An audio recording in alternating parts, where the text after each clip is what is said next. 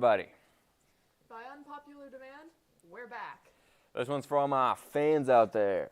They literally couldn't keep us out of the studio. Today's show is going to be freaking wild, so stay tuned. Although we don't have a Mr. Sayers video this week, nor the weather. He's been demoted. They haven't let me back since the incident. Speaking of incidents, have you heard of the Taco Bell incident? What do you mean? You'll see. Roll the clip.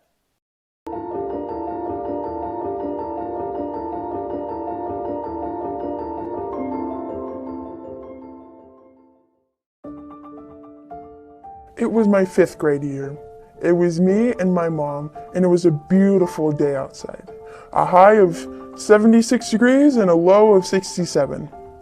I remember that so clearly because I was so excited for the school day to end and go to Taco Bell with my mom. I was waiting for that sweet ring of the final school bell. Then I waited anxiously for my mom to pick me up in the front of the school. At last she was here. I hopped in the car excitedly. We finally arrived at Taco Bell.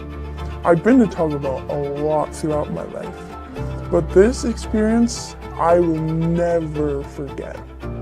We got up to the counter and my mom ordered for me because I wasn't old enough to order for myself. That day I wanted to switch things up, so I ordered a black bean queso burrito. It was absolutely delicious. The best burrito my tongue had ever encountered. After I devoured that burrito, I heard a rumble in my stomach. It was just my stomach settling. My stomach rumbled 2, 3, 4 more times. That's when I started to feel queasy. I tried to ignore it, but it was getting worse and worse. My mom asked me if I was okay, and that's when I ran as fast as I could to the bathroom. I burst open the stall door and rushed to sit down. I was like a bomb, explosive. It was like World War III in the Taco Bell bathroom. I was lucky though because no one was in there. Just when I thought it was over, I kept going. I couldn't stop myself if I tried. My stomach twisted and turned and did backflips all at the same time. My luck had ran out when someone else walked into the bathroom. What I heard will always scar me. They walked in and verbally gagged and ran out. I couldn't believe myself. I was like a stinky time bomb in the Taco Bell bathroom. 10 minutes had passed and I finally was able to calm my insides down. I thought it was too good to be true. Was it finally over? Yes, in fact it was. The hell that I was enduring was finally over. I got up, washed my hands, and walked out the door, proud that I survived. I realized that many people have experienced this. I would just like to say, you too can survive. It won't be easy, but just have faith. In the end, it'll be okay.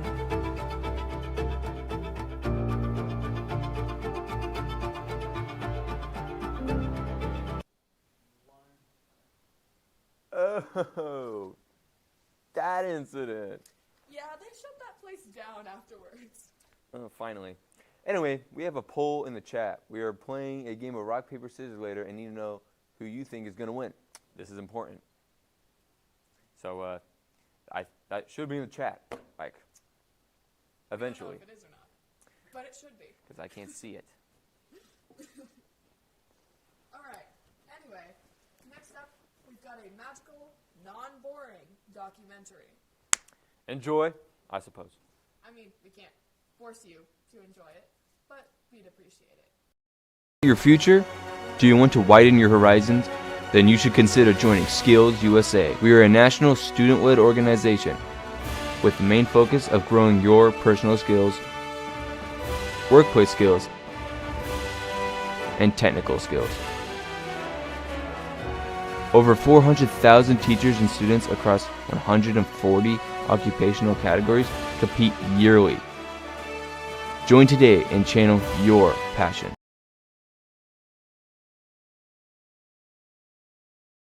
about your future? Do you want to widen? Skills USA allows students from schools across the country to participate in competitions using their work skills. With 80+ categories to compete in, the possibilities are endless.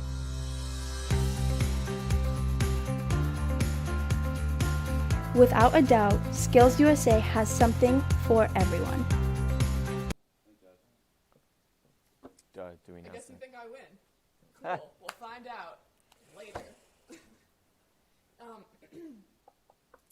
Oh, next up we have, well, usually after that we'd have the weather, but because of the incident, you'll have to settle for just another clip.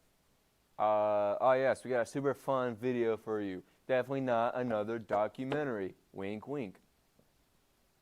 The environment is sometimes very professional. Sometimes we goof off, but most of the time we're always on task and we're always serious about our topic or what we're learning about. We're currently working on a trial where we're learning the roles of a court. So the judge, jury, prosecutor, defendant, and we're just doing various roles, learning about the various roles that we'll have in the courtroom. I'll say the best quality about him is he's very professional and he's very serious about everything. And when we need to get serious, he makes us get serious. When we need to work hard, he makes us work hard. I can relate to him. I feel like me and him can relate on a certain level because there's that bond between us. Or I don't really tell him, but I just feel I can relate to him a lot. That's why I like Smith a lot. You gotta be a hardworking student. You gotta be on task. You can't be a goofball because we have plenty of those. You gotta stand out. If you feel like you're different than the rest of all the students, if you feel that you're different, you have a purpose. If you feel you're different, you gotta do this class. When I came in here, I already knew I was better than everybody. I knew I was above certain everybody on a certain level. That's why I joined this class, and it shows because you have the kids standing around during PT, and you have the kids doing the PT.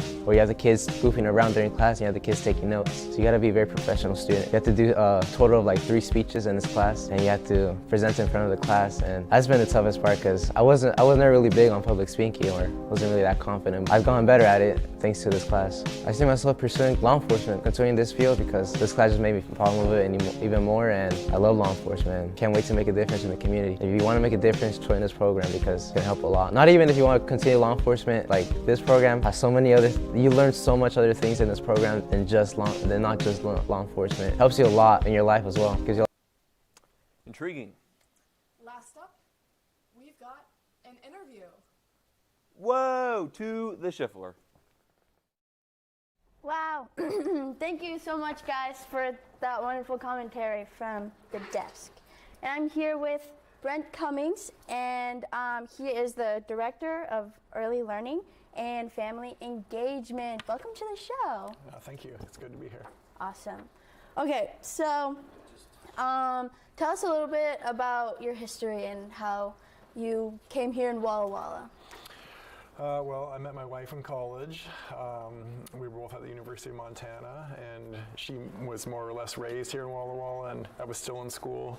She got a job teaching in our school district, and then so after I was finished with school, moved here, we got married, looked for a job, found an after-school program for Walla Walla Public Schools, and 18 years later, I'm still in the district. That's a really true love story. And with a little bit of research and digging, it wasn't that hard, but on the Union Bulletin, Ed mentioned that you started a summer school program and a summer camp, which were kind of the same thing. But tell us how you were able to get that started. Yeah, that program was called Summer Soul, and it was a result of federal relief, pandemic relief dollars. And so we were coming out of the pandemic and we were looking to re-engage students and families in educational and experiential opportunities. And so we had a large pot of money that we could utilize to re-engage students back into the school district and back into the school setting. And the summer was the right time to do that. Mm-hmm. Yeah, during the summer, there are a lot of kids that are just, hanging around at home, wanting to do stuff. So that was actually a great opportunity for kids to have. But you were kind of a part of the school district, right? Correct, yes. So a part of the school district, I bet there was also a lot of people who were a part of that. So how were you able to let people hear your voice and what you think would be best for the children in Walla Walla? Yeah, I mean, I think within our district, from a leadership capacity, our superintendent all the way on down, it's a very trusting environment.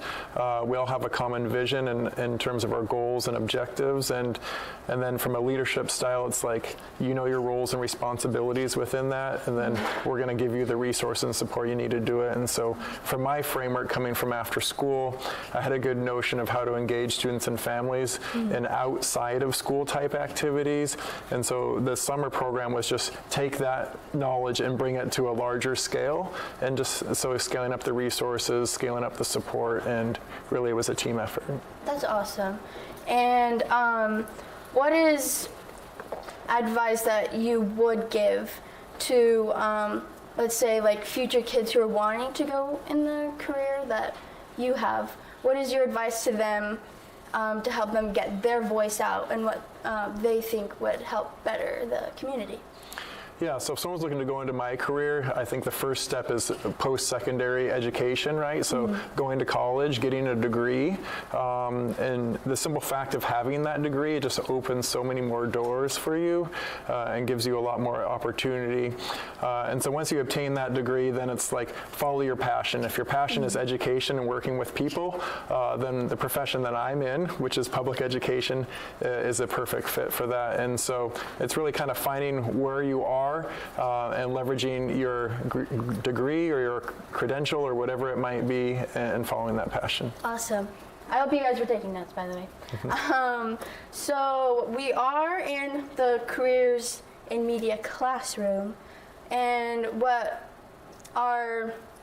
of our main subjects that we do here is advertise. So in SEATech we had plenty of opportunities to advertise for small businesses in Walla Walla. So, and advertising is everywhere. So how were you able to use advertising to help promote your summer school activities? Yeah, so advertising is actually pretty important in the work that I've done because it's non-traditional learning environments, right, outside of school during the summer, that those are, volunteer. So people kind of vote with their feet, we like to say. So to get students to come, to get parents to engage, it's really about that communication strategy. And so a combination of advertising directly to students with some fun, hip branding, wasn't created by me, but created by other students. And then from the parent standpoint, giving them the information that they need to know that they have a safe and supportive learning environment for the young person. Yeah. So you would say it wasn't just the people who worked for the school district that advertised, it was also part of the students and the parents as well? Yeah, word of mouth was a big thing. In the summer program, we put out a lot of initial communication, but then as the program go, just people in our community were talking about it. So that word of mouth was really a big kind of a key lever to attendance. Yeah, and is the Summer Soul, is that still happening throughout, or was it just during COVID? Yeah, so that was a one-time funding, so pandemic relief funding, so it ran for 2 years, but that funding ended, and so we have other opportunities now through federal grants and community partnerships for summertime participation. Yeah, awesome. And I bet you've had a lot of achievements throughout your life. So one thing that I would like to know is how have your achievements throughout life and college influenced your achievements that you have today? Yeah, I think a unique experience for me was I played basketball in college, and you might not be able to tell on the TV, but I'm quite tall, relatively speaking. For the people who want to know how tall are you? Exactly, yeah, so 6'7". Wow. And the skills learned through athletic competition for me, like just having a work ethic and perseverance and resilience and learning time management to be able to go to practice and competition, but also get my homework done and be on the road and do all those things has really benefited me in my career. because those skills translate directly into your professional framework, those soft skills. And so then you really got to rely on just what the hard skills of the job are, because you've already done the other stuff. Yeah.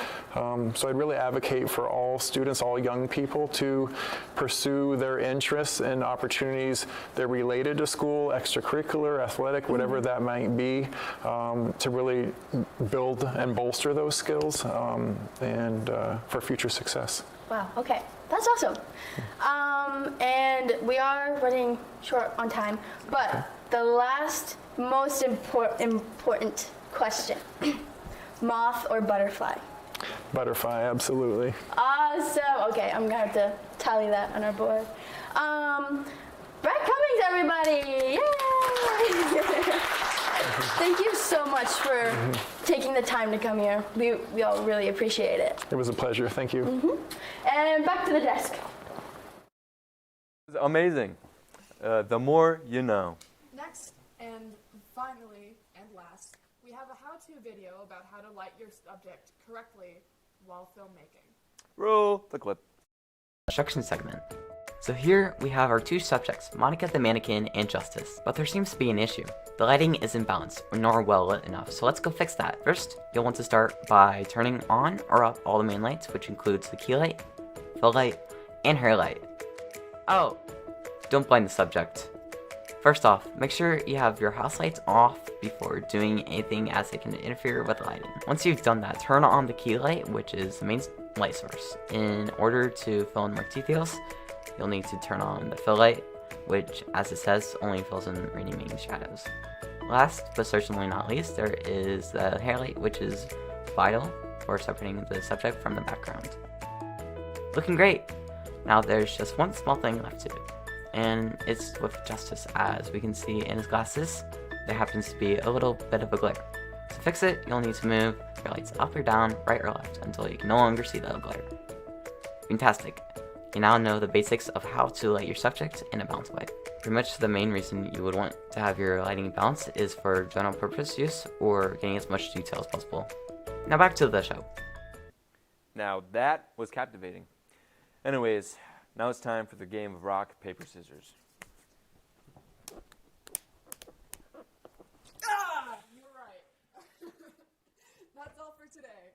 Make sure to tune in to the next and final episode next Friday at 10 a.m. Pacific Standard Time. Don't miss it. Anyway, want to rematch? Right.